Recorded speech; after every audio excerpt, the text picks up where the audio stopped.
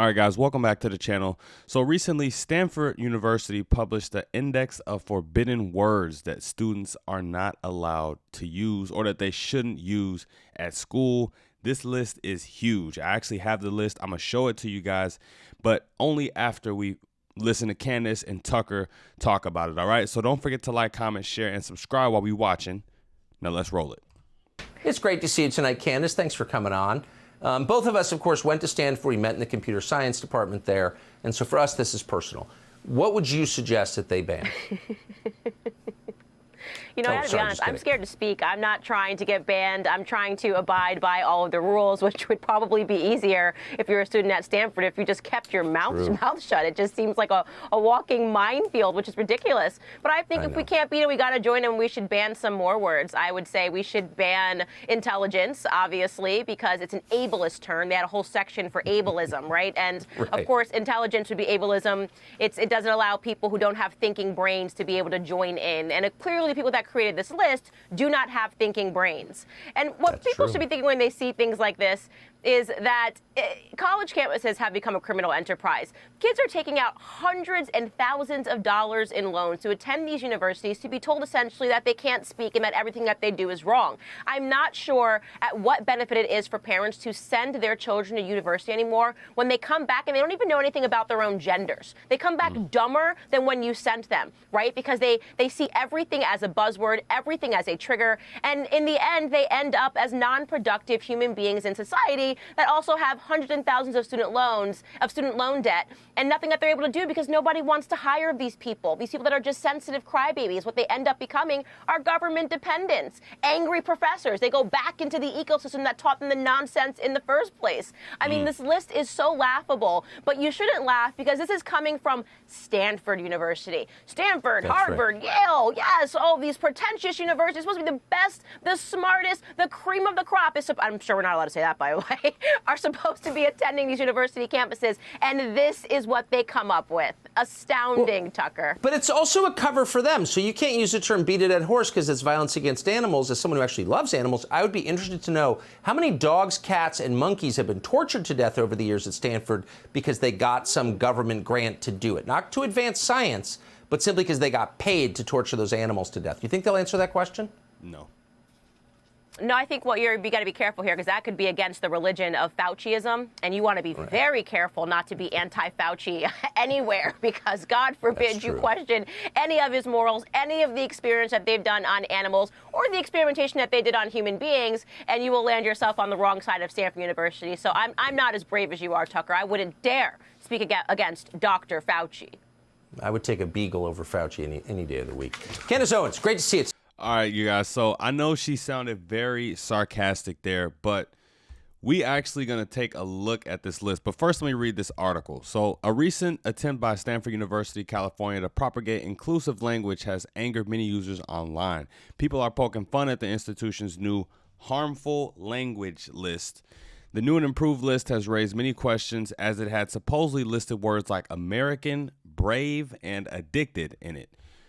Stanford releases controversial harmful language list. The initiative grew out of the Stanford CIO Council and People of Color in Technology.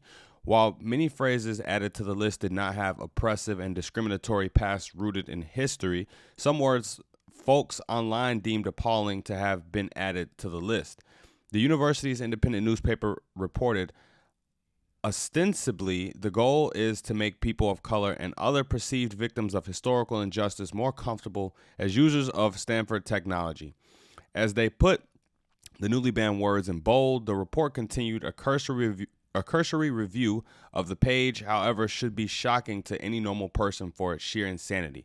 The newspaper also noted how the university had locked the list after people started giving the glossary a bad review, as per the Daily Beast. The list had been divided into 10 categories: ableist, ageism, colonialism, culturally appropriative, gender-based, imprecise language, institutionalized racism, person first, violent, and additional considerations make up the 10 categories on this list. So let's take a look at this list.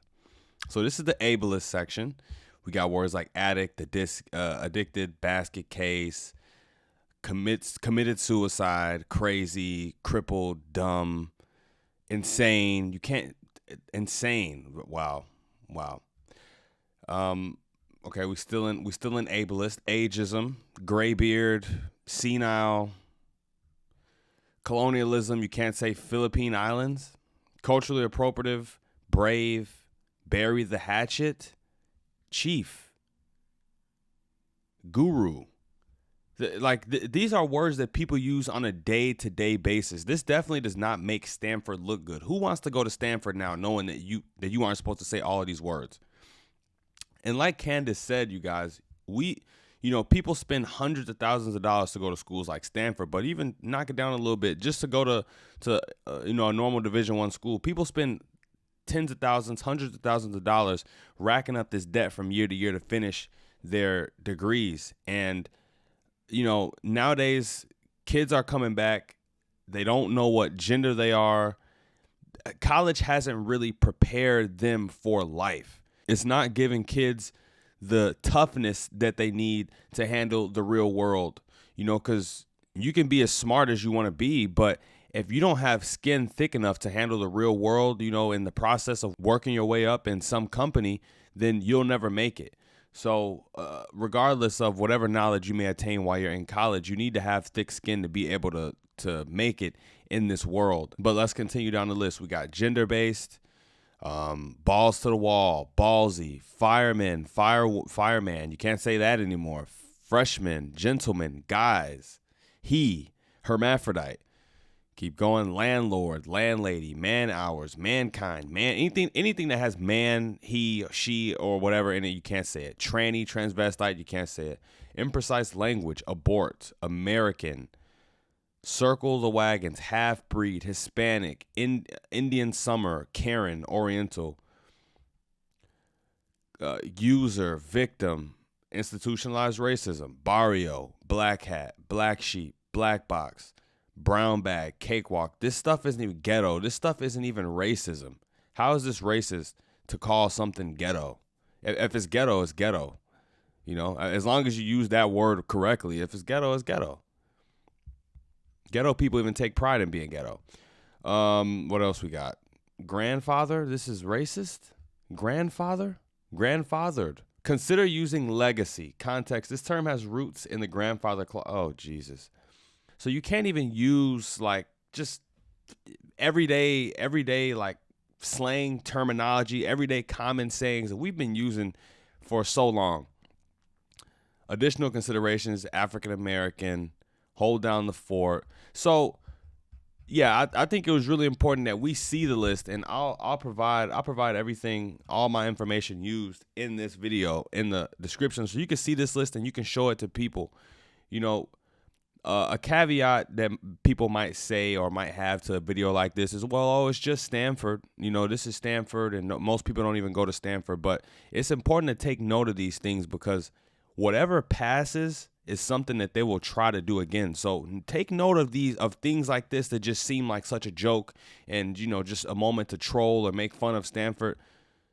Stanford is really doing this, and you never know in the future, this stuff could come to a school near you. It's possible. It's amazing to me how college has went from being a place where the brightest young minds come together to learn, discuss, debate, and to better themselves. Now it seems like what's more important is that the kids know what names not to call people because somebody's feelings might be hurt. At the end of the day, the colleges are still winning.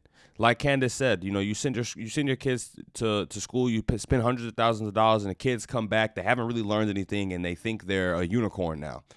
So that's happening. But the colleges are still winning because people are still paying the tuition. They're really making a mockery of college, and I think the only way that they will actually hear people out and change things the way we would like them to be changed is that we got to see admissions to colleges dropping.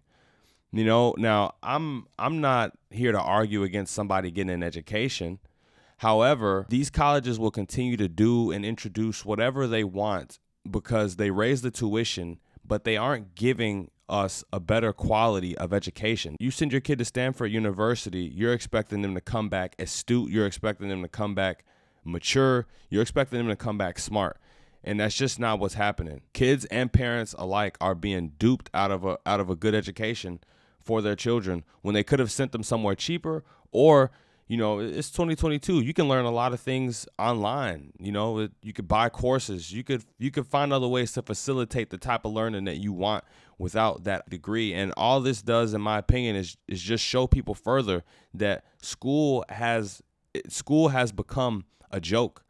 And school is not the end all be all. Imagine going away to college, you know, thinking I'm finally, you know, this is finally my moment of maturity. This is finally my moment to be on my own and, you know, show how mature I am. And you can't even say insane. You know, like their words are being policed. Free speech should be alive and well at college. They're trying to put the blinder over kids' eyes and subtract from the experiences that they could be having in school by putting all these barriers and all these walls up. You know, how would you even feel comfortable starting up a random conversation at college knowing that you can't say something like insane, crazy, lame, mentally ill, OCD? You can't say words that are just part of the normal human language that we use every single day.